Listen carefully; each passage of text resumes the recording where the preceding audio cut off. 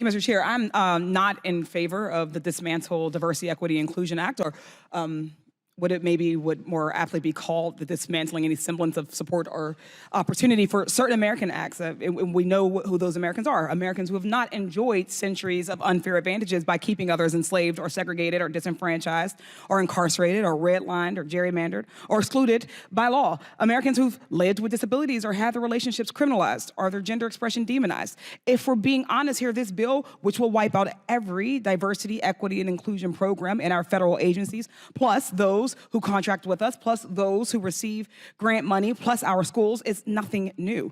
This is just the final piece of a decades-long obsession with targeting and dismantling anything that might give marginalized people a fair shot, including DEI programs, which honestly started the second the Civil Rights Act passed. Policies like affirmative action and diversity, equity, inclusion are the closest things we've had to the mythical bootstraps that some of my colleagues insist historically and currently harmed communities need to pick themselves up by.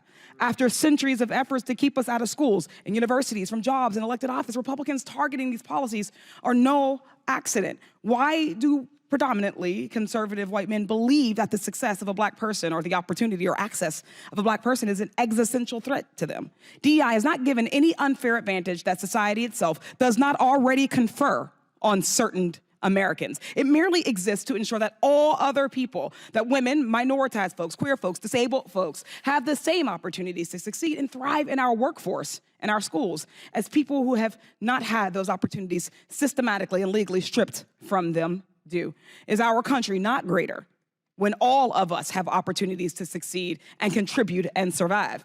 Our success and our survival as a nation is bound together. Diversity, equity, and inclusion programs only exist to band-aid over decades, hell, centuries of discrimination against people's skin color, their religion, disabilities, gender, or sexual orientations, you name it. Contrary to Republican conjecture, remedying past discrimination is not, in turn, a discrimination.